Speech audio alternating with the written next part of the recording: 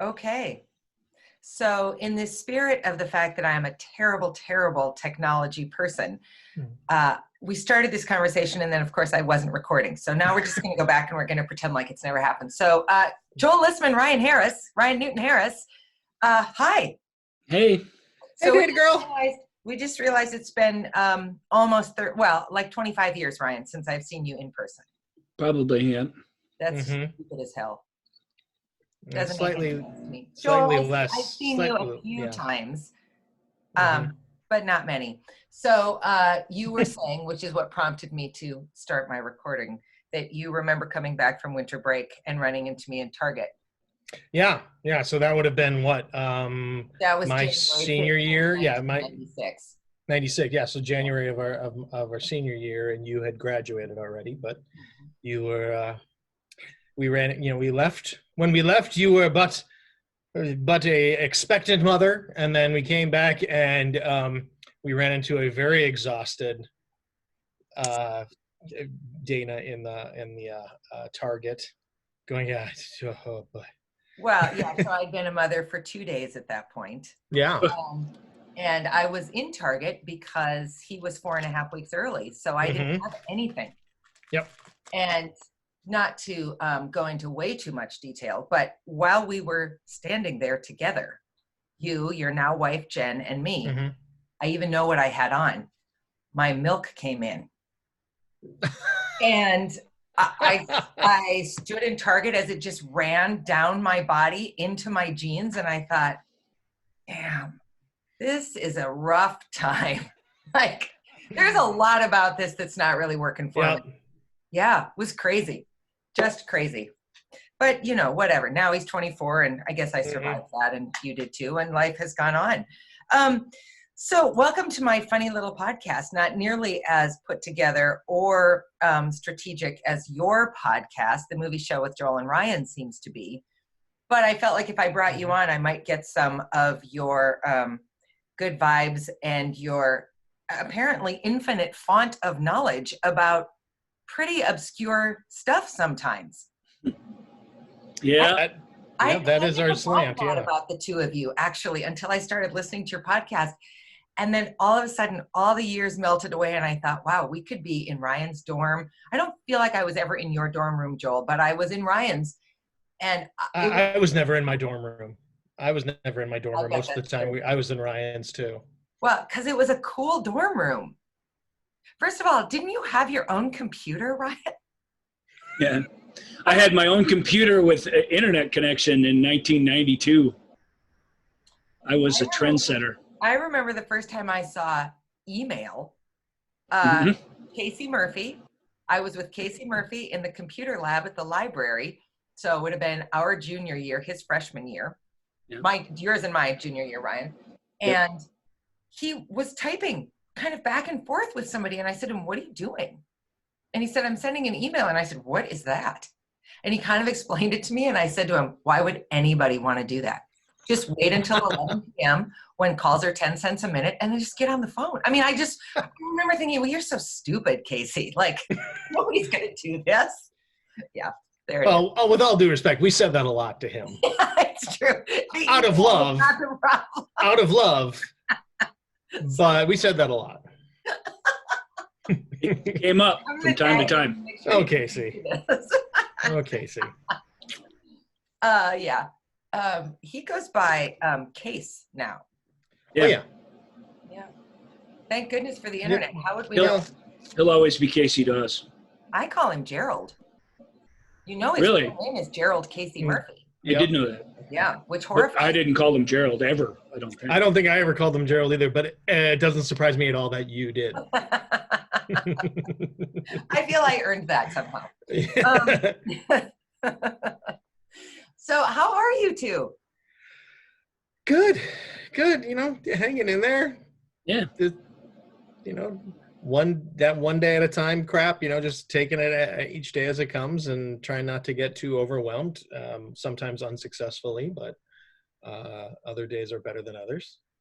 Yeah, I would echo that, except instead of overwhelmed, I would say underwhelmed. Underwhelmed. It's not surprising. Trying not to get too underwhelmed by the solitary sad existence that I have here without my show and without my friends. And Are you guys not doing your show now?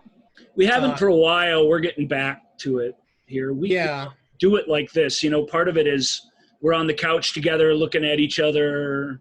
You mentioned the how put together it is. It can't be that when he's across town. It's going to be a little sloppier and it's not going to sound as good. And all of that has been a trick for me to cope with.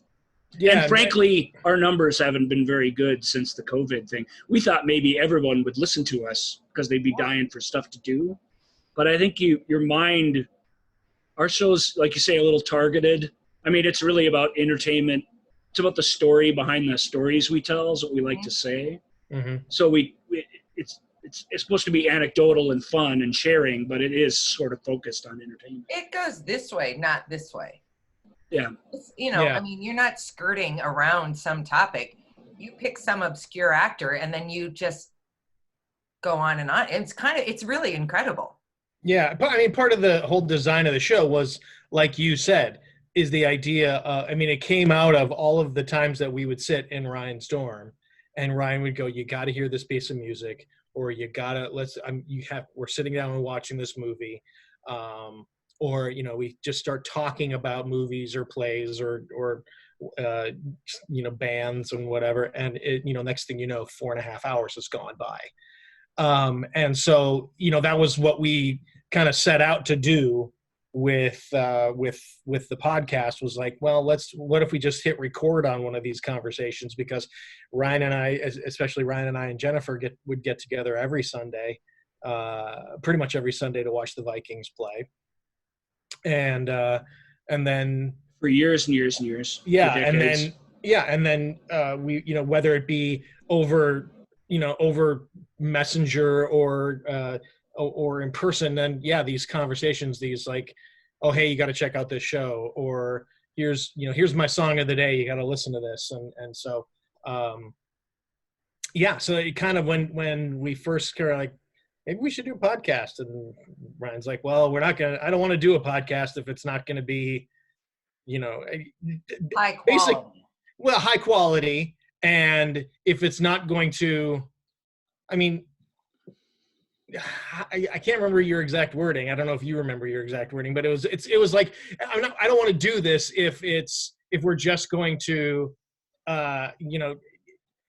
we needed to sort of, the whole idea was to sort of cater to the uniqueness, and I've said this to you to your face, so the uniqueness of Ryan's brain. Because that's what all of this is, and I think that's why we, there's no shortage of middle-aged white guys talking about movies. That's great. Yeah. Now we do it on a couch. Totally different. Changes the entire spectrum. It's a genre in and of all into itself. Correct. Yeah. But no, the idea, what we try to do, and what I try to do as the one half of this show is, he's one of the reasons why Ryan is our friend is because of, he sees the world in a very unique Ryan sort of way. And as I've said to you, Ryan, your ability to to know the behind the scenes stories, but also to tie to know all the different threads and where different threads overlap between movies, between studios, between producers, actors, and those types of connections. It's like a 6 degrees of Kevin Bacon sometimes, but with, we're talking about, well, the sound guy for this movie did this movie, so that's why you're seeing, or like this, the director saw this movie and said, that's the sound guy I need, and that's what helped give this particular movie that particular, sound, and you could sort of hear the two, and I'm sitting there going, music in that, or just going, I never would have put that thread together. I was thinking about it before we hit record. It's like, and I would have to, Ryan, I don't know. Sometimes I sort of feel like there's a story at some point of you organizing your CDs by producer. Am I making that up, or did you do that at some point? No, I never did that. But Okay. it sounds like something I would do. It does sound like something you would do. So I couldn't remember if you actually did it or if I made a reference like that as something Ryan would do, is go, I'm going to organize all of these by the studio drummer. Because you could. That's what I mean, is because you could. Not that you would, but because you could, because that's the level of detail you go into on the film. I very famously organized my movies by chronologically by studio. Okay, maybe that's where I was getting. That's unusual for somebody with a big movie library to not do it alphabetically or to not break it up by genre. Mm-hmm. There's two reasons for that. You can't do it alphabetically, or when you buy the next Avatar sequel, you have to move all 3,000 of them down one. And that's not a task that takes the fun out of it, basically. And music's the same way. Should ABBA ever get back together, or somebody else put some reissue out? A new AHA. Right, you don't want to be at the top of the alphabet sliding everything one way. I don't have an army of librarians to do that for me. And so chronologically, because it slides in easier. Everything goes in front, everything moves down one, but only one row at a time, and you're all kind of set. And by studio, because it looks better that way. If you've ever noticed, if you put all your Columbia record CDs next to each other, all your Springsteen and all your Billy Joel, if they're old enough, they're those white plates on the spine with the big thick red letters. And if you put them all together, they look uniform and pretty, and they look like they belong together like a family. And it's the same with movie studios. They all have the same little logos in the same place, Mm-hmm. It looks cool from a distance and up close. And for a lot of folks, like not knowing where to, because it's layers and layers, you've seen it over there. If you don't know who the studio was, if you don't know that, Paramount released King David and it's way in the back of your collection, you're not going to find it.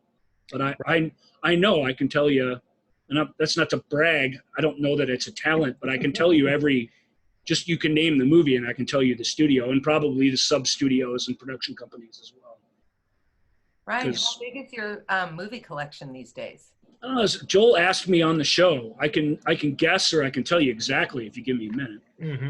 I want right exactly. Because of course it is also he does have it properly cataloged on his computer in a file on his computer. I think I own about 20 films.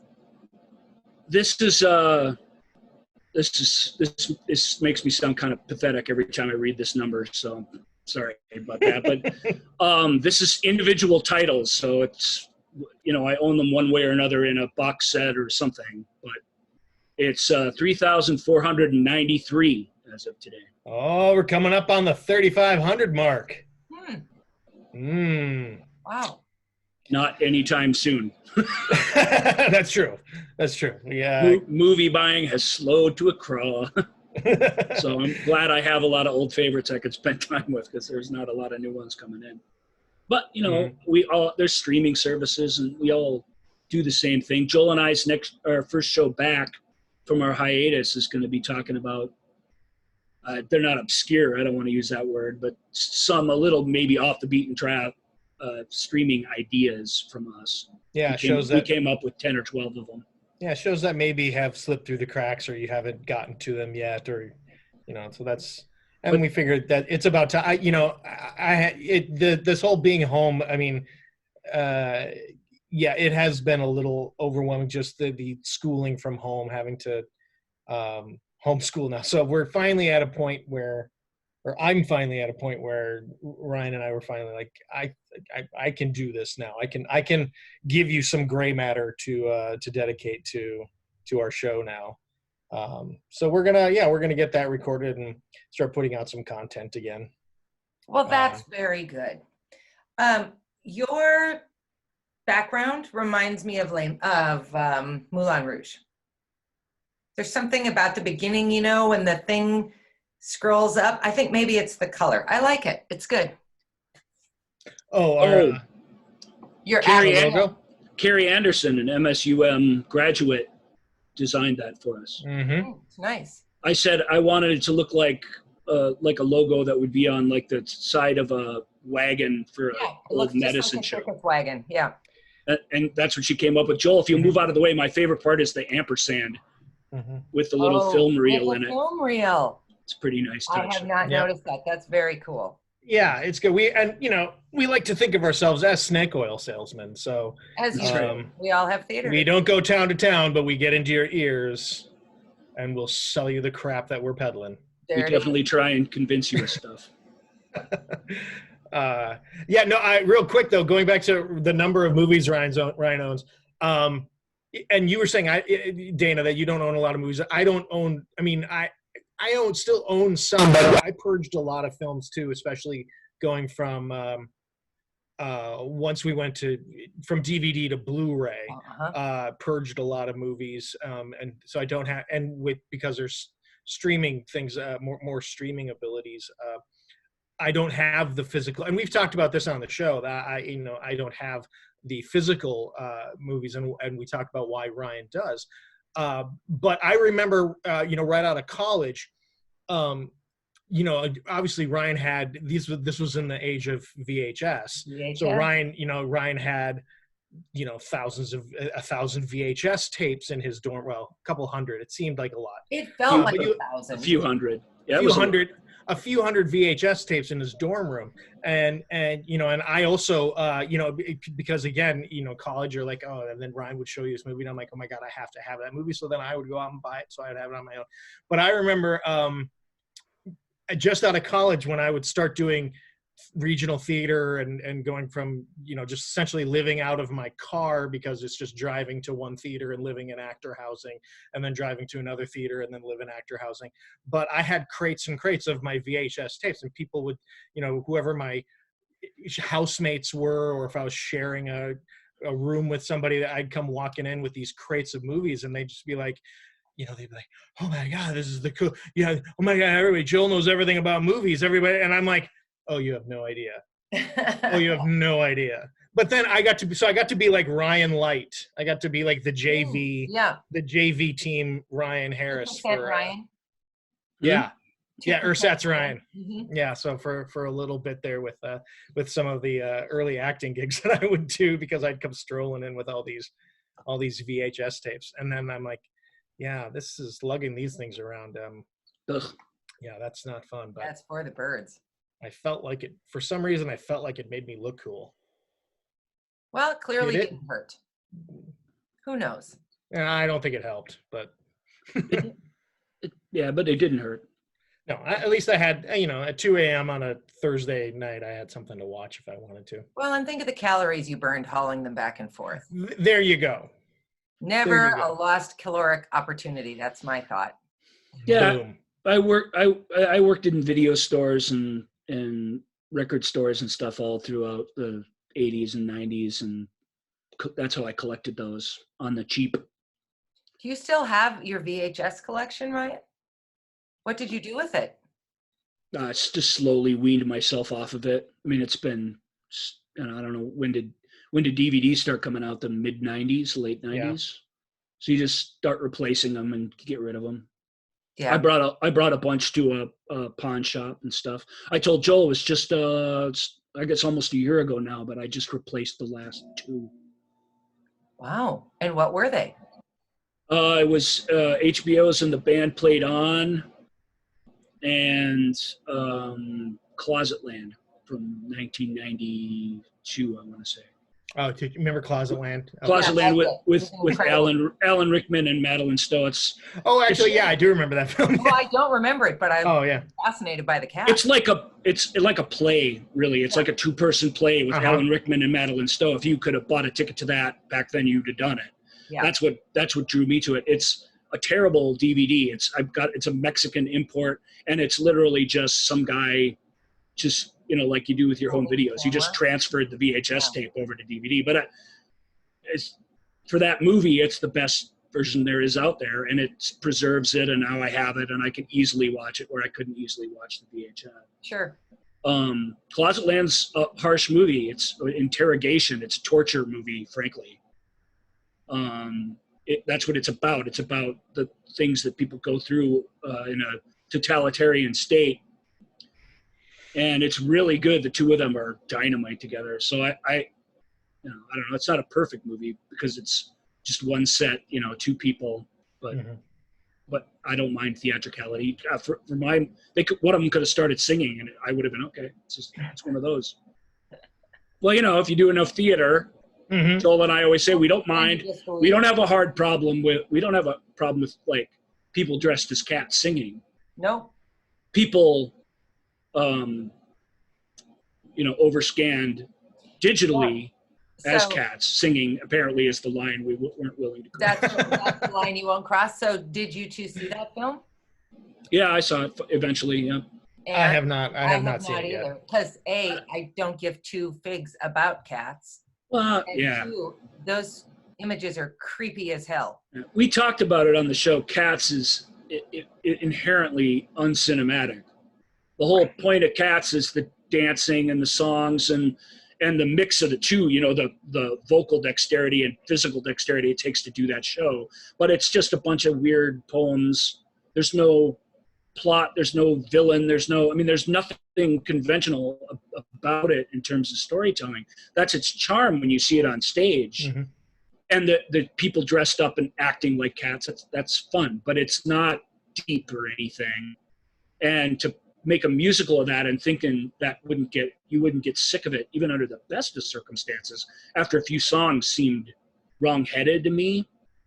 The time to do that was back, on a weird set in the 80s with like music video editing and stuff. Like there was a time where that would have been neat. Mm-hmm. Now is not the time. And the idea to disguise them digitally instead of with makeup and stuff is just it's an asinine decision. It made the whole thing 3 times as complicated and twice as ugly. And I mean, that's the lesson there. They complain about how bad the effects were, but that was to me anyway, maybe somebody can differ, but to me, that was an ill-conceived idea. Like that wasn't going to work, no matter how good they did it. That ungrounding it and making it this digital animated disguise is just. I mean, how many more steps can you take back from something before it's not what it is anymore? And that's where they kind of failed. I like the songs. I mean, I don't know. I don't love Cats, but I don't mind it. It's got some fun stuff in it. They pulled that incredible cast together. I mean, what were those conversations like? Because it's an unbelievable cast. Yeah. It's disappointing. And maybe they thought it was going to like be one of those kind of films. We're going down this great path, and then we turned a corner at Cats, and we went down a way better path. I wasn't hopeful for it because I didn't like that director's Les Mis, and Les Mis is. Is that the Hugh Jackman Les Mis? Right, Les Miserables is completely 100% cinematic. There's nothing that's not cinematic about it. He still couldn't quite pull that off.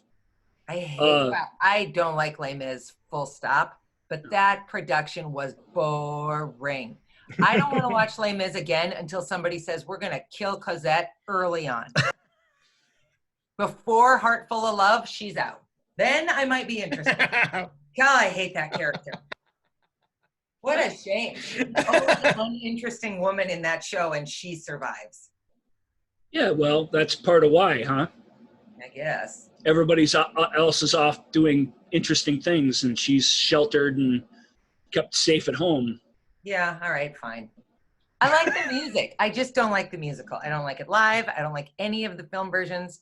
The Liam Neeson one. Maybe. Okay, you don't like Cats. You don't like Les Miserables. What is there? 80s-ish musical that you do enjoy? It's funny because I also am not a fan of Phantom of the Opera. I feel. I have no issue with overwrought musicals. Like I love Evita. Evita's as overwrought as you're going to find. But maybe it's a time period thing. I'm not sure. I haven't thought of it that way. I don't know. Yeah. Well, Evita though, that's good. That's on the plus list. Thank you. Yes. Yeah, I like Evita. I think it's really well done. I even liked the Madonna version of Evita. I thought it was pretty interesting. Yeah, a little corny, but musicals are a little corny. You kind of just have to get over it. And hopefully And hopefully, you know, a little time in, you adjust yourself, and then you're used to it. The same way you don't spend all of Harry Potter going, well, that's not possible. You just Right. That's right. Yeah. Yeah. Okay, so I want to know what you've been doing in your lives since you got these theater degrees, because, you know, our alma mater, and we don't need to go on and on about this because I quite frankly feel like I've discussed it till I want to go get a whole new line of employment. But our alma mater is really, really close to cutting this program. Has suggested they've made the decision to cut it, right? They haven't actually cut it because the final decision has not been made. The recommendation was made. I was just on a call. I mean, I was watching a call with faculty the other day, and she's still in consideration phase. So the three of us have this degree, which by most standards is a fairly trivial degree. You know, you don't graduate and go work at the theater like you go work at an engineering firm or a dental office or the kinds of places where your job title actually has a place. And you don't need our education to do what we've done. And so talk about what you've done with your theatrical lives in these years. I'll let you go first. Well, yeah. Well, I mean, I took the kind of the traditional route. I didn't get into theater until quite late. So college was really the place where I learned whether I liked theater or not, or I loved it. I mean, my personality, I tend to, when I get a bug for something, I tend to go all in on it and go whole hog and say, I got to learn, you know, and got to do I need to know everything about this. And I jump in with both feet. Sometimes for good, sometimes not so much. But so I going into just deciding that, you know what, going into theater, I'm doing this.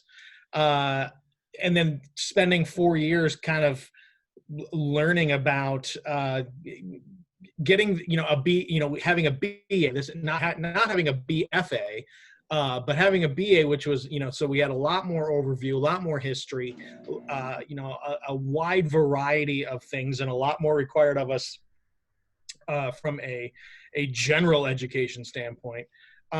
It was the good. See, I bored Ryan. I bored him. He's done Ryan's with going me. to look at his catalog. No, but so the I can't hear that, but I assume because it was loud enough to make my little Zoom box go yellow that it was annoying to everyone. So I apologize. No. I just thought I was boring you. So Ryan's like, I'm out of here.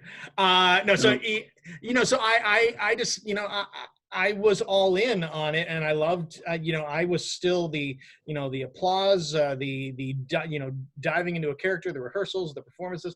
I was still all in on that. So after college, I was still like, you know, I didn't know enough to know that I only had a BA in theater. So I didn't know that really wasn't, you know, so I started working. I started going to auditions, and you know, first started going to some of the regional big giant cattle call auditions, as well as auditioning in the Twin Cities. And then for a while I was on this dinner theater circuit, and then eventually I moved to New York, and we were in New York for several years, and then moved back here when my wife Jennifer, who we all know as well, Jennifer got a job.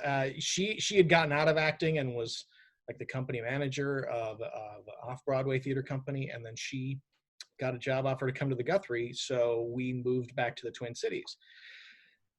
And then it was kind of, I didn't know if I was going to, you know, I having been away from the Twin Cities for a long time and never really fully being in the theater scene in the Twin Cities, I didn't know much about it outside of, well, there's the Guthrie and there's the Chanhassen Dinner Theater, and there's, you know, a couple other theaters, but I don't know if I can make a living here. I guess we'll try. And then yeah, I just sort of have been able to carve out a career still as an actor And then being able to work for long stretches of time where my income as a performer, whether it be on stage or doing commercials, there's still some commercial work and some industrial on-camera work in the Twin Cities, but doing enough of that has allowed me then to be able to utilize my education and the comfortability I have being in front of people. I'm able to do, I'm on the board of directors with an organization called Partnership Resources, which is a day program for adults with disabilities, helps them find jobs and maintain jobs as well as build life skills. I do a lot of work with the Williams Syndrome Association, which is, that's a condition that my son has. And so, but having a arts degree, being in the theater, there are people that don't know how to, they might have great ideas, but they have no idea how to communicate those ideas. And that's one of everybody in the STEM world. Right. Quite frankly. Right. And that was one of the big and you and I have talked about this offline when you and I were talking about the news of our department, Dana. That one of the big takeaways I have from my education was from Jim Bartroff. And it was that idea of, you can have the greatest idea in the world, but if you don't know how to properly communicate it, it doesn't matter. If you don't know how to get people to see what you're seeing, and you don't know how to get people to understand what it is that you are trying to do, then no idea, the ideas don't matter. Right. If you can't communicate them. And that's what and that's what where I think I have an advantage, and people who come from an arts background have that advantage. We understand the importance of language and communication and words and inflection and and being understood and the idea that a story is can live or die in how it's told. And I maintain that if we had to if you put me up in front of a group of people and needed me to explain how the inner workings of how a forklift arm works, give me a couple hours and I bet I can make that at least a little bit more exciting than just reading a pamphlet on it. So so I've been able to carve out a career of 25 years or so of being a performer and being able to be up in front of people and hopefully tell good stories. Well, and I'm saved to this because I knew you would. Joel is sort of skirting over the fact that he has been a working actor this whole time. Absolutely. And still is. So it's not always a question of, well, what are you going to do for money?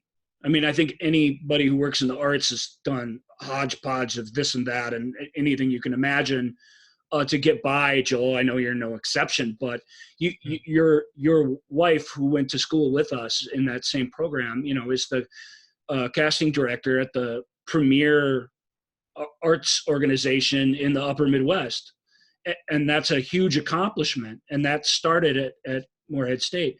You're not. We can't tune in and see you on TV every week, but you've been a working actor and artist the whole time since you've been out of school. My story's not. I didn't quite achieve that because I'm not drawn to that interaction with other people. Isn't really what drew me to it. Which is what I know. It's what Joel's passion. I mean, that's where his excitement comes from and stuff. I like figuring it all out and the engineering, the emotional engineering of it all. I know it's a family podcast, but as an actor, I had my head completely up my own ass all the time. And I did the same show, whether there was 30 people in the audience or 300 or 4. And we put that 4 people in the audience thing to the test. Jim Bartroff will remember that.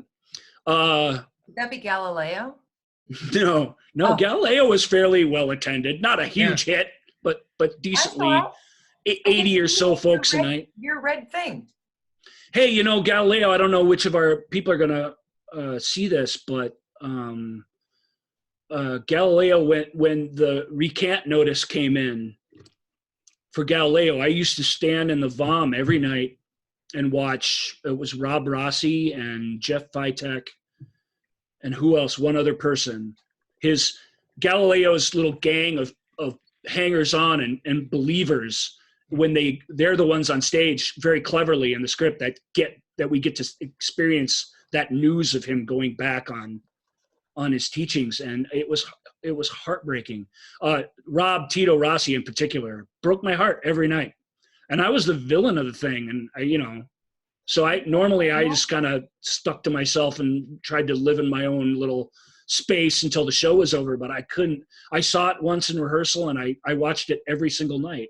That's as a magical theater memory. Yeah. Galileo's a good one. That's a good one. But I didn't stick to it because I didn't get much from the audience, and so I don't get a lot of gratification from applause, and I don't take a compliment well, and I just, I have a different sort of personality. I do really love theater, and I love doing it, but eventually if you find yourself, because I was out on the road too, touring for years and years, working at different festival theaters in different cities all over the place, doing different teaching jobs in the arts, stuff like that. But the hitting the stage and putting the costume on and like the performing part of it didn't excite me much, so I gravitated away from it. I've been a sound designer and a production stage manager and a director and a writer, and it's harder to think of jobs that I didn't do in the theater. I don't do a lot with lighting, but I've run lights for hundreds of shows. So that well-rounded theater education that we got at Moorhead State was really useful to me, because none of the idea of doing any of that other work or pounding a nail into something or fixing something or wiring something or whatever, none of that was a foreign idea to me the way I'm sure it would have been were it not for that place. I had Tom Schwanz on, I don't know, a while ago, and he said the exact same thing. So he went to this theater in Iowa, and they were like, oh, dang, we need a lighting guy. And he's like, well, I'll just do it. And, we need this. And yeah, I'll just do it. And they ended up getting another building and gutting it. And he said, where would I have learned all that had I not had to do it? And, there's, Joel, you and I in particular have had some offline conversations about the value of whether or not basically being technicians who got to act once in a while through our theater degree was good, appropriate, fun, mentally healthy, all those things. But, just today, my husband and I were going to put together a new planter box that we bought, and it didn't come with directions. And, he has a PhD. I'm not a genius, but I'm not a moron. You wouldn't think we'd need to look up the directions for a planter box, but we did. And so we're looking them up online, and some part of it's very unclear because the only directions we can find are in some Asian language. And so Maz says, well, we got to stop and think about this. And I said, the hell we have to stop and think about this. What do you think I have a theater degree for? We built the thing. So there is application to the frustration of having been forced to basically become the Bob Vila of MSUM, while also occasionally getting to be in pretty remarkable theater. And I'll say, although I really do appreciate that and I'm grateful for it now after the fact, part of the resentment and frustration that we went through there was that really was never fully communicated to me why it was like that. Right. That theater program was as close to it in theater programs you're going to find of that size to a functioning theater with its own development department. Everything was internally, everything that needed to be done had to be done within. Right. Nobody, I don't remember anyone explaining that to me properly. You had to almost figure it out for yourself. Well, And you went maybe, to your first work weekend shift and it became abundantly clear. but I missed the first strike, and I didn't know I had to go to these things. Like, nobody just pulled me aside and told me. You really had to figure it out. And I remember too, Ryan. You and I figured it out pretty slow, I have to say. Well, you know, but I did figure it out, and it's a valid approach. Yeah, I'm grateful for the knowledge that I gained for it. I'm not entirely I still am not okay with how I attained that knowledge. There's a lot of labor involved, definitely. A lot of labor and a lot of mental abuse. Yeah, a lot of abuse, disguised as this is just the way it's done, or disguised as, you know, theater, you gotta want it. You gotta want it. Theater's in you know, as I started working professionally after graduation, I realized I would do the same. You know, I had it off of what Tom's situation was. You know, yeah, they're like, oh, we gotta have somebody. Oh, I'll just do it. I had situations where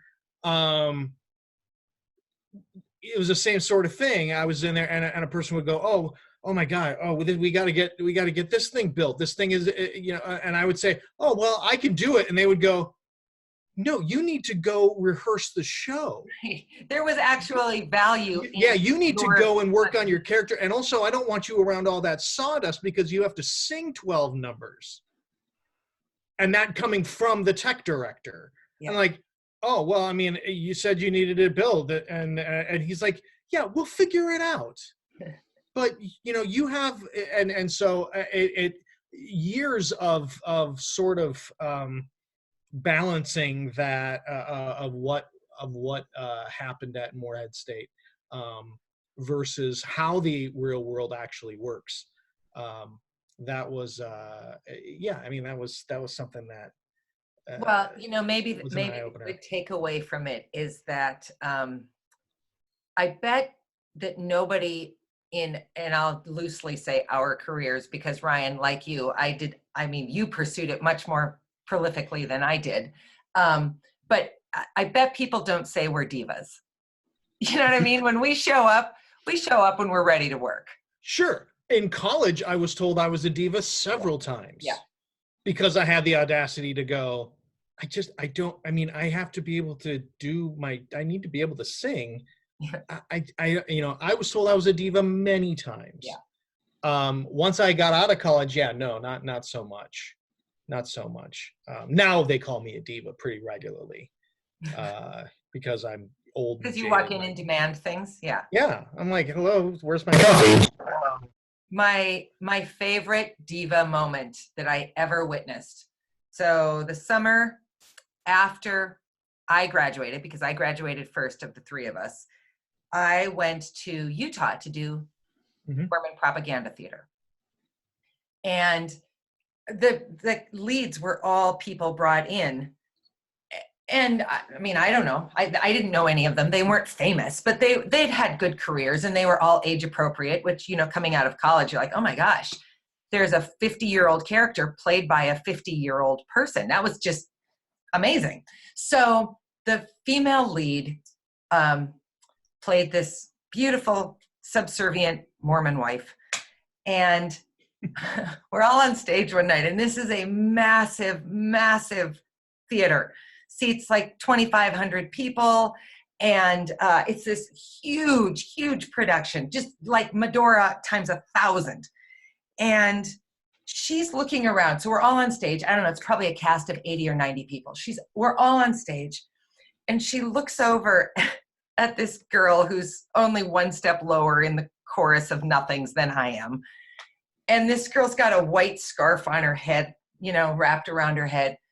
And this woman who's the lead is in kind of a blue ensemble, and she turns out to the dark stage. It's about 3 days before we open, and she goes, why is she wearing white? I'm the fucking star of this musical, not her. And everyone was like, because Mormon land. I mean, nobody swore. I remember I was with Nicole, another classmate of ours, and we were both like, oh, this is not going to go well. And so next thing you know, chorus girls in dour brown and leads in beautiful white. And it was one of those moments where I thought, yeah, I don't see myself ever going that route. She got her way though. She did.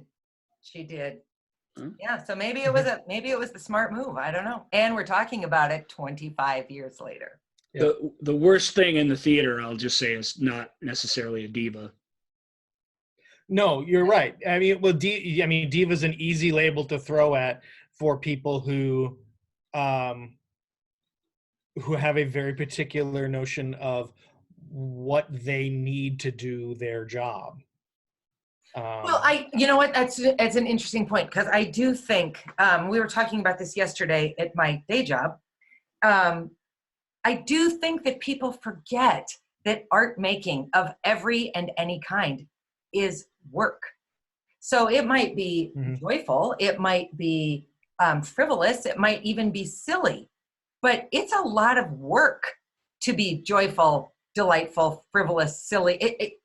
You don't just show up and be that. There's this incredible internal mining that if you're worth anything, you have to do. And I think it's just an interesting thing. People don't see that side of it because they only see finished products. Right.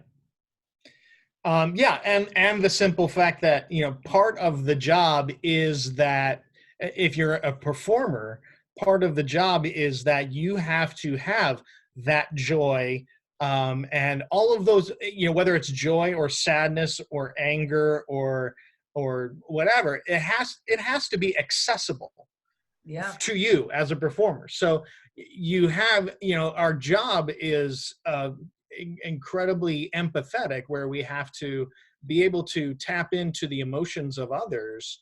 And so having that right there, if part of what being a professional in this business, I tell this to my acting students, is look, with enough coaching and guidance, anybody can create a role. Anybody can come up with a character, and recite lines and stuff. What makes a professional is being able to do that night after night and day after day after day after day in rehearsals, and not lose your own mind and not piss everybody off around you. Because you have to have all of that stuff accessible to you, it also means that if you're not on top of it, someone can say the wrong thing, and you can snap at them and go, why is she wearing white? The stupid, and to be ultra serious about it and say, because the point is look, what she was saying is, the focus needs to be on my character right now, and my character is the one going through this journey, and the entire audience's eyes are going to be going at that person wearing the beautiful bright white shawl.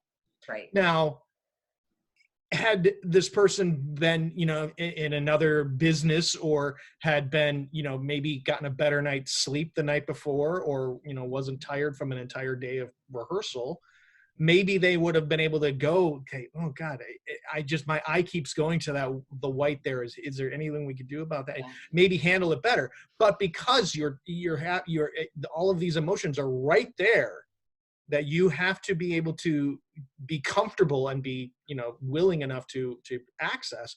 Sometimes, you just go, the F, what is up with that? Get it out of my face, because I'm trying to do something here. That's not easy. So that is much more tolerated in our industry than other places. A lot of outside folks don't understand that. Remember when Christian Bale blew up in Terminator Salvation or whatever? Terminator. Yeah, it's just the DP was just moving something around while he was doing his work, and he just completely flipped out. And people are like, if I did that at my job, I get it. I've had plenty of jobs where I could not do that, but I've had a few where you can. And I don't know, it's not good behavior. Just like, why is she wearing white? That's not good behavior either. But it's I don't want to say it's accepted. It all depends. But it's just people in that setting are able to sympathize with your freak out in a way that in other settings, it just would be completely inappropriate. Yeah, it's a context thing. I got a part guy of the fun of it. Volunteer community theater once, so I guess I am a diva. I mean, it was this super serious play, and he and I had the leads, and he was way, way, way out of his element, and he knew it. And so the way he dealt with it is he would crack jokes. So I would finish these huge monologues, and then he'd be like, "That's a good actor," and I was like, "Yeah, you or me." And I turned to the director and I said, "Make your decision. I don't care who it is, but I'm not doing it with him." And I walked off stage. And guess what? I got to do the play. So well, there you go. Yeah. I will say I had one of the most I feel like it's one of the most Minnesotan diva moments ever, because I was doing this show and it was a new musical, and so the music was being, you know, and the composer, brilliant composer, but he writes really complex musical theater. And I'd sung his stuff before, and I knew, you know, so I knew what I was getting into, and it wasn't that. But we were doing this new musical, and I'm going over this part, and I'm like, I can't. Actually, at that time, I was just starting to get it. I was starting to get it and feel it, and then we were doing a run through, and as I'm doing it, he starts noodling, like other instrumentation for the number. It's not like he was still in, you know, but the composer's sitting there, and he clearly was struck with an idea. And so he started noodling around with, you know, on something. And I was like, what are you doing? What are you doing? And he was like, he's like, "Oh, I'm terribly sorry. I screwed up." And I'm like, "Look, I'm just trying to get it. I'm trying to understand it. And this is really hard music." And then he goes, "Well, I mean, I'm happy to change it if you need to make it, you know, so that you could do it a little easy, you know, make it easy." And I'm like, "No, it's not about making it easier. Just, I get what you're writing here. It's just hard, and there's value in doing the hard thing, but I can't, you know, I went off. And then afterwards, I'm like, I just realized that I went off on the composer for the composer wanting to make it easier for me. And I'm like, to me, that's really Minnesotan, is that, you know, the composer going, "Well, I'm trying to help. Yeah. I'll help you." And I'm like, "No." So we eventually got it figured out. That's good. I apologize profusely. I did not apologize profusely. I said you made the right choice and moved on. Ryan Harris. You slid very effortlessly, or perhaps effortly, into avoiding that question. So I'm going back to it. Tell me what you've been doing. Well, I mentioned some stuff, didn't I? Yeah, but you said for years I did that. So we're looking at 20. What are you doing now? What are you doing these days? Nothing. I'm just staying at home, watching TV. That's about the gist of it these days. Mm-hmm. When life gets a little bit back to normal, then there'll be other things that I'll be doing. But I work in order management and customer service for different manufacturing firms and different things. I worked at a theater supply company for ages as a inside salesperson, you know, client representative there for a while. So I did that.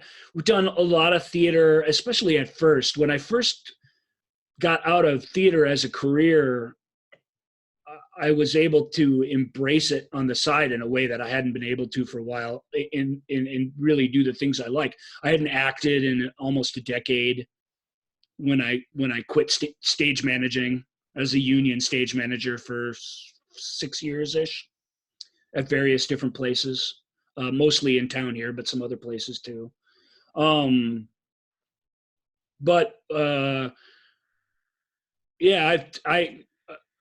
I needed more security in my financial life, and what I realized that was a nice thing to realize, because I didn't know it would be like this. This wasn't part of the decision, was that my creative life was my own again. Mm-hmm. You know, even though I had to do it in my spare time, mm-hmm. I could write whatever I wanted to, and if I wanted to appear in something or audition for something, I could do that. So I've made a pretty accomplished short film and several theater productions, one of which I got to do with my buddy Joel, that have been, pretty successful and accomplished, I guess I'll say, because what is the success of that sort of thing? It's nebulous, I don't mean any runaway hits, but Gangster #1 that Joel and I did together, the Playwright Center, that we were with a group of people that basically produced it ourselves. That was a pretty big hit show and critically acclaimed show in town. Yeah, I did a show that was revived several times called Good Clown, Bad Clown, which was on City Page's, best of the year list, which was a weird place for a little, show in a trunk kind of styled thing to appear. So we were very, very gratified by that. The short film we did, How to Live Better, Joel's in that too. Played at several festivals and was honored at a couple of them. Public television in town here put it as part of their, short films of the year thing, and it aired there for a while. So I got to do a lot of fun art, which I'm very, very grateful for. The last show I did was a couple years ago now. It was a Shakespeare show. It was a blast. That was a big hit show, got some press attention. If I may, one of the great things that, when Ryan and I were talking, and this was, you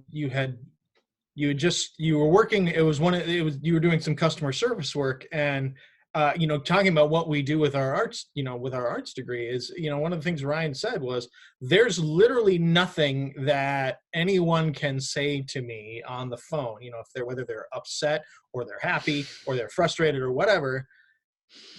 Ryan has the tools and the faculty to handle that emotion as well as the information coming, that's coming at him. And so he knows how to respond to things like that, instead of somebody going, I'm getting yelled at, and Ryan's like, well, there's really nothing that anyone can throw at me that I can't go, okay, well, let's figure that out. And so that it makes him uniquely suited for that. And I think listening to when Ryan was telling me that, I'm like, yeah, that's something that comes from us having this background. Yeah, empathy. But I think that makes me uniquely unsuited for that, because you throw the first punch and I'm going to throw next 3, 4, 5, and 6. Right. I can't be like, oh, you're screaming at me because you're irrational. No. And you're not very bright, and you think that I should be fixing this for you. Yeah, let me just get right back to you. I can't do that. Right. I think all drama people are wired that way. I'm the same way. I don't act on those feelings, but the theater person in you wants to rise to the occasion, adopt their emotional state. I think if you do customer service for a while, you realize how just completely unhelpful that is to you, to them, to everybody else. You just kind of have to learn the hard way. But what Joel was saying is important, because it's, I'm not a naturally, I said it earlier on the show, I'm a naturally selfish and self-involved person, and I live a lot in my own head. But I believe, and a lot of this comes from the theater work. As a matter of fact, it's essential to theater work, but we believe strongly, and we always striving to bring it up on our own show, that empathy is everything. It's the whole ballgame. It's the way forward. It's the only true net positive emotional thing in the universe. I really do believe that there's a price to be paid for it, but net positive, you can't go wrong doing it. And the more you do it naturally, it's my sincere belief that is how we evolve as beings and souls on the planet. It's through that's the one tool that we have. Imagination, and your willingness to imagine yourself in the other person's shoes, see things from their perspective and understand them. That's everything. And when we lose that, when we see that in the highest places, when we see that it's not a value or something that people are incapable of, you can see every day the damage that's done by it. So we strive for that, and that's a lesson in doing theater. You exercising your imagination in that way, you do learn it, even if you're not told it outright like that. You can't help but learn it a little bit. So customer service, it's putting yourself in their position, just trying to understand where they're coming from and listen to them. I don't do any of those things naturally. It's a task. I have to work at it. But the only reason I have any sort of knack for it when I'm focused is because of that theater work. Otherwise, I don't. My inclination would be like yours would be to, fight back. Or if they're panicked and they're right to be, then I'm going to start to panic. Yeah, that's empathy too. It is, but I don't know. I believe so deeply in that. That's my religion, as I say, and that I learned how to do that against my own instincts when I was learning about theater, when I was learning about acting and just any sort of storytelling, understanding the emotional truth in the moment when it's not necessarily your truth. It has immense value, I believe. Yeah. That's interesting. Sorry. So, I'm curious to know from the two of you, if you think— Does that answer your question? Yeah, no, not really, but I'm going to leave it there because I like the answer. All right. I'm curious to know if you have if you think back to your time in college and being on stage, because the three of us were lucky to get to do a lot of plays and musicals. Do you have moments that stand out for you? Do you have things that just like instantly come back? And I'm going to answer my own question first, since I'm asking it, so maybe I've had a minute longer to think about it. I actually think that it's very rare that what comes back to me instantly is anything that happened on stage. There are some moments. I had like one moment doing Quilters where I thought to myself, oh my gosh, I had it. For 1 second, I actually was an unbelievable actor. And like, I've had 3 of those in my life. And some other things like that. But when I think about like the high points of my college education, I think about Ryan standing next to you, leaning on the pull system, and you were reading me the character descriptions in The Grapes of Wrath. So you and I played Connie and Rose of Sharon, right? Your name was Connie, right? It was Connie Rivers. Yes, thank you. Yep. And you're reading through, Ma, Pa, blah, blah, and you get to Noah, tall but strange. And you said it you said it with so nothing.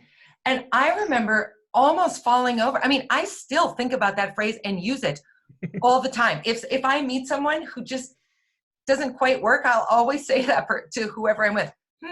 Tall but strange. It's the word "but" that makes that phrase weird. Because that's strange. Like only short people are strange. Exactly. That's why it's funny. He's tall. Strange. Yeah. Strange. No. So I think about that. I think about Joel. I think about that preposterous scene that Doug directed us in, where you were a gynecologist. And it was like an engagement scene, or I mean, I can't even really remember the details exactly, but I think about it was like I had to propose to you, I think. Yeah, and I was also your gynecologist.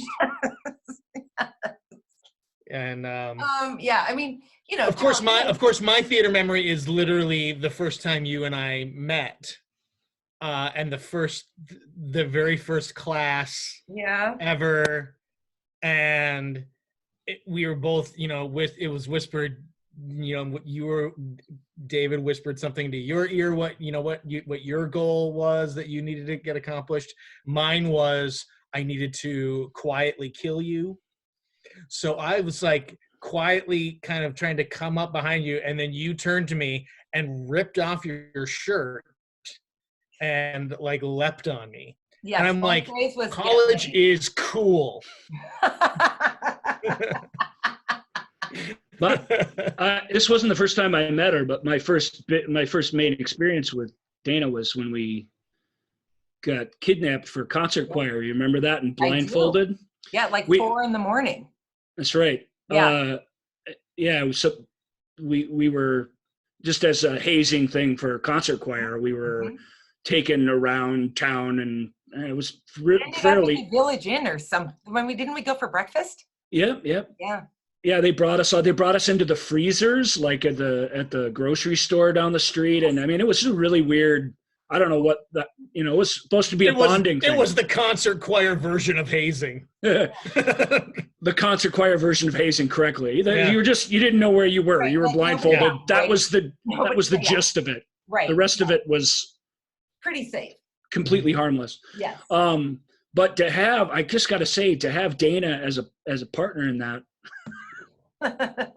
Well, because she mentions the way I read the character descriptions. I mean, I pretty much just roll with it. I would not have been a fun person to kidnap because I was rather nonplussed by it all. And Dana wasn't particularly intimidated by the experience either. It wasn't that so much. It was her. We had 2 kidnappers, and it was just the 2 of us. Yep. And yet, it was definitely the blindfolded redhead who was in charge the whole time.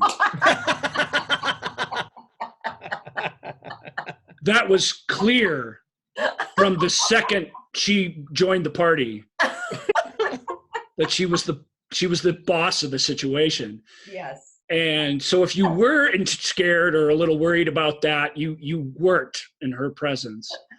She had everything completely under control. And as she's truly the first friend that I made when I went off to school. And I could have made a lot of friends, or I could have made no friends. And I don't know how it would have been a whole lot different for me. I would have coasted along no matter what. That's my style. But it's not just bossing people around, which you're excellent at. It's so much more than that. It's that you're in the presence and in the company with somebody who has it together and is going to, and no matter what happens, is going to find a plan and there's going to be a way through this emotionally or physically or wherever we got to go.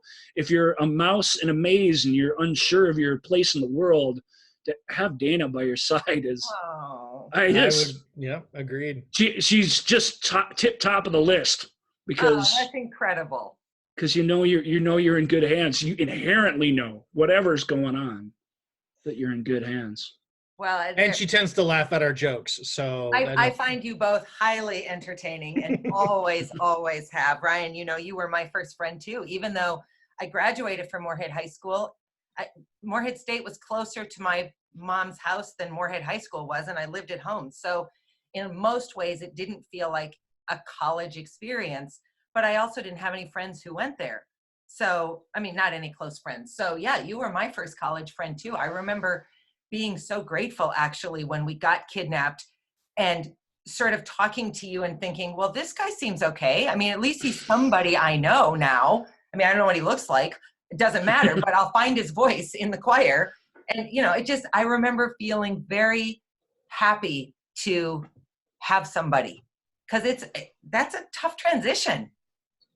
Even if you don't need people, even if you don't really, I mean, it was a weird time. It wasn't in general. And when Joel's class rolled in, it changed. And I think we all became a part of that. I don't think that the folks in front of us were not for the better. I just think they'd seen it all and had their time. And even the people who were only a little older than us were experienced in a way that we just weren't at all. Some of it too, Ryan, is we were just a really small class.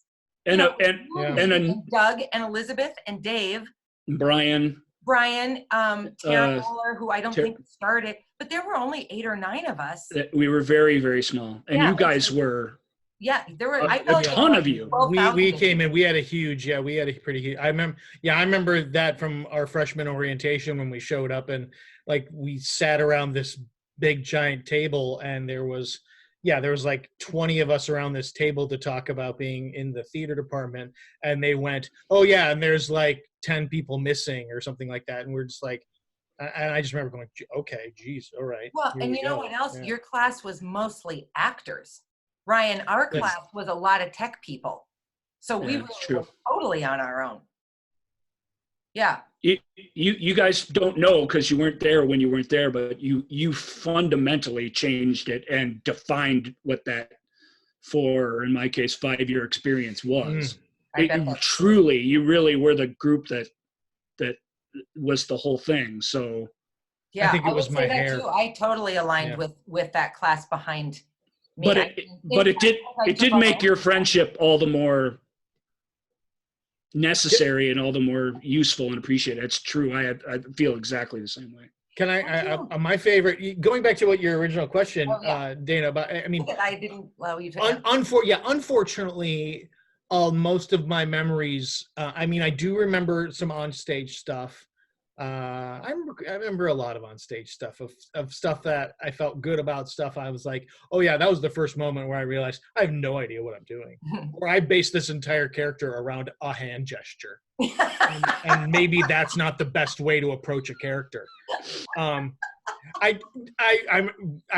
became obsessed with the Bill Clinton little thumb, the tiny Hammond. Yep. Yeah, the little thumb. And I essentially based an entire character around that gesture, and I'm like, and I thought maybe Bill Clinton. Acting. Yeah, and David Grapes used to do that all the time too. Yeah, except he'd scratch his nose with it. His was underneath. Bill's was on top. His was underneath him. Yeah, he would go second level. Theater. On top, he gets you president. Yeah, and but unfortunately, a lot of my memories off stage were not positive. The things that have stuck with me the most over the years have been a lot of the negative stuff that happened. My favorite all-time college memory, though, happened, and I can't remember. I don't know if you were there or not, and we were at what was the bar that we went to? Not Ralph's, but Trader. Was it? It was the T. Trader and Trapper. Trader and Trapper. Yeah. By the railroad. Yep. Yeah. And we went there, and it was karaoke night. We didn't know it was karaoke night. It's not there. Yes. Yeah. Okay. So you weren't there. We didn't know it was karaoke. There. Yeah, you were. Well, yeah. Because this story is a Ryan story. We were sitting there, and we're just hanging out, and we're like letting people. And we're like, well, I don't want to get up and do karaoke. And blah, blah, blah. Ryan goes, "Oh, I signed us up." And I went, oh, okay, well, all right. Well, if Ryan has an idea about something, I mean, yeah, I guess I'll do it. So they go, and next up, Ryan and Joel. And I'm like, okay, great. And Ryan's like, yeah, just come on. And it starts, and it's the opening little music blip for Billy Joel's My Life. Okay. And I'm like, well, that's not a duet. Are we just going to both sing it together? That's a little, and okay, it's great. So we get up there, we both handed a mic. Ryan, as the music starts, Ryan leans over to me and he goes, completely ignore me, just sing the song. And I went, so I just started like, I just went, I don't care what you say anymore. And Ryan just stands off to the side with the microphone, and he's just like, look at him. He's just singing away on that song. And he just did a running commentary of me. It was like a performance art piece that I didn't know I was going to participate in. I also sang the Peter Cetera parts. Oh, sure. Yes, you did. Oh, yeah, you went. I never said you had to. Yeah, you did do that. So there was that. But I contributed a little bit. Mostly it was the running commentary. And I'm like, Ryan clearly has an idea, so I'm just going to keep singing. I'll just keep singing along and see what, and Ryan just did. And the whole bar was it was a mixture of a WTF of what is going on. And of course, Jennifer and the other people that were there with us just absolutely losing their minds laughing.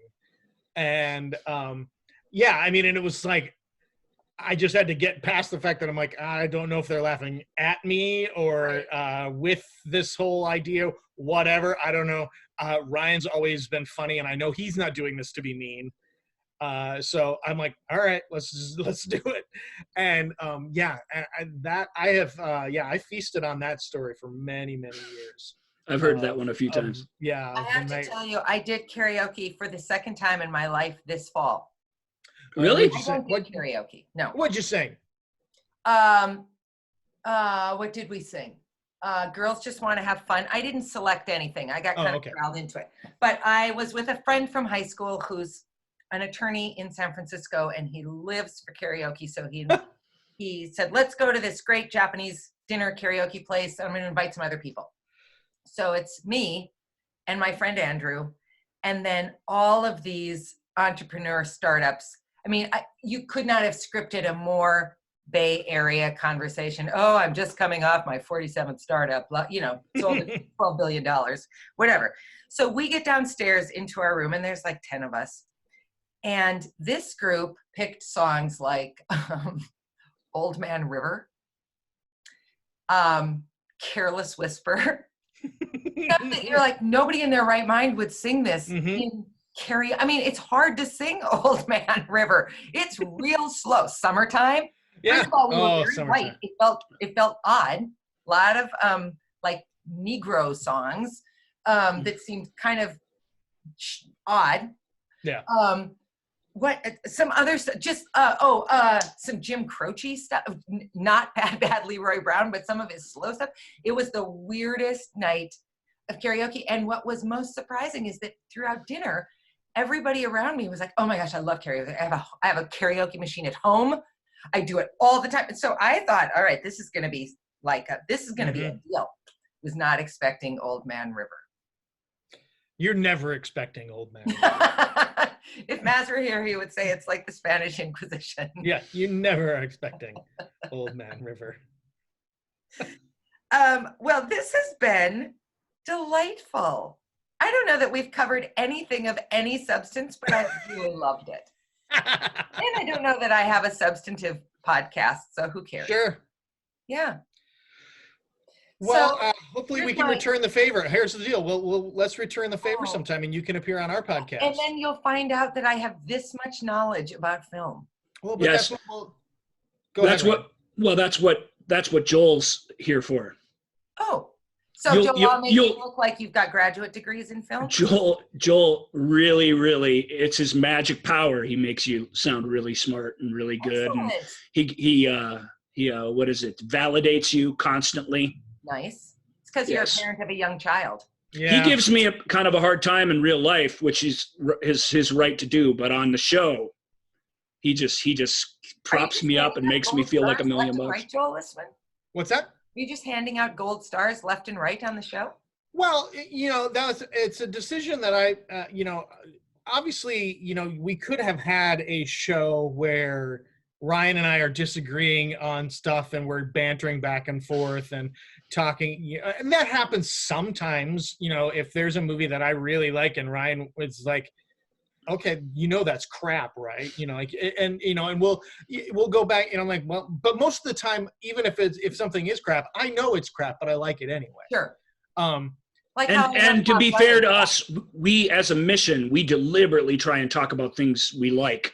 Yeah, that's the thing is we made the conscious effort when we were making this. We try and be positive and advocate for stuff rather than the opposite. Nice. Yeah, exactly, and that's why it's like we sort of view it as we're not a review show. We're more of almost a historic, a movie history or a TV history. It's a deep dive. Yeah, and so we it is, and because to me, what makes our show different than a gajillion other shows out there is that Ryan has a very unique way of looking at movies. And that's what I want to share with people. And so that's why I feel like, okay, my job here is to drive the boat and just get Ryan to his next point. And I know that Ryan wants me to interject my opinions when I have them and for me to talk about things that I really like about movies and TV. And that's great. And I feel empowered to do so. But for me, what makes our show, and my opinions aren't all that interesting, in my opinion, when it comes to television and movies. Ryan's the one that, to me, who has just this vast breadth of knowledge and is able to access it pretty readily and also in a really interesting and succinct way. And I think that's what, so it's, I think about, again, going back to when I said I was kind of an ersatz Ryan Harris right out of college, going from town to town with my crates of movies.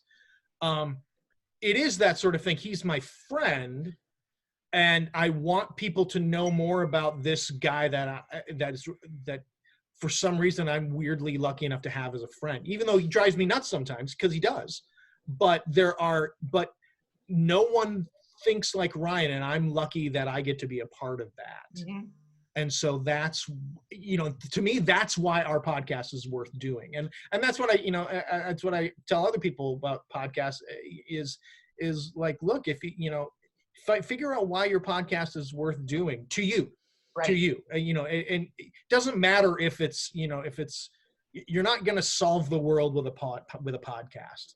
You're not going to, the idea is figure out what matters to you, and so that you can talk about it with joy, and as Ryan says, hopefully promote empathy, hopefully keep moving forward, and in a way that keeps our brains and our emotions engaged.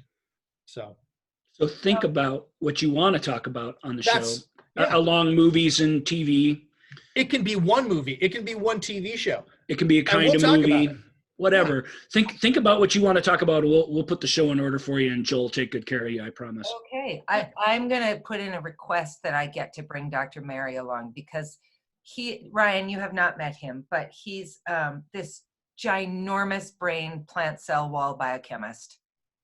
But if he could do anything in life, he would be a movie reviewer. And you want to talk about somebody who starts from a premise of this is going to be incredible, and then pretty much it only goes up from there. Mm-hmm. This is a guy who can love the worst films on the planet. I mean, he will defend terrible films till the cows come home. He loves nothing more than a B film. Loves them all. So well, we'll have Dr. Mary on when we do our deep dive into Jim Cotta. I don't even know what that means. Yeah, okay. But Jim Cotta's, yeah, he will. Just say, honey, maybe tonight, yeah, after you're done here, go Jill and Ryan say it's just pet B movie of choice. It really is. Yeah, Jim Cotta. Okay. That and Escape to Victory. Bring up Escape to Victory. Escape to Victory is not a B movie. No, but just text him right now and see what he has to say. Yeah, or he would know it as Escape to Victory because he grew up in the UK. But in the US, it was just called Victory. But it's a soccer movie with somehow Pele is in a World War II internment camp. I've heard him talk about this because that's his other great love is World War II films. He practically has a PhD in World War II. World War II and soccer. It's the two things that were meant to be together. I know of this film because of the Pele reference. I've heard him say that. One of the few real fights he and I ever had. Chef's kiss on that song, on that movie. I love that Michael Caine is in charge. Max von Sydow runs the prison, and Sylvester Stallone is the goalie. Oh, Maz is. I said, Escape to Victory. Do you like it? He said, you have not seen it. Good answer. Oh yeah, I'm very sorry that he's not here. He'd be so happy to be having this conversation with someone who could confirm. Bring him along. Yeah, we'll have the two of you on. We'll have him pick out a couple things and let us know ahead of time so I can do a little thinking about it, and we'll talk movies. That'll be fun. Yeah, that's one of the nice things about our normal system breaking down here is that we're going to do some things with guests and do things a little differently. It'll be really groovy. We would love to have you guys. Well, I'll just come and laugh at the three of you and match the content. That works too. All right, you two. So this is my only challenge to the three of us. Okay. Let's not wait 25 more years to virtually see ourselves, all right? I mean, that puts us very old. We're already into oldish. We're getting there. Come on, I'm married to a 50-year-old and it's not inappropriate. That's I mean, it's time for us to figure It's not like you were dating one. It's not like the time you were dating one in college. Well, that's for the next podcast. Thank you so much for joining me. I really loved seeing you both. You're important in my life. So thanks for coming on and doing this. And we'll talk soon. Absolutely. Bye. Thank you, Dana. I love you. Bye. Thanks, Dana. Love you too. Bye. Okay, bye. Don't get off yet. We need to take a picture. Okay. I'm just going to stop the recording.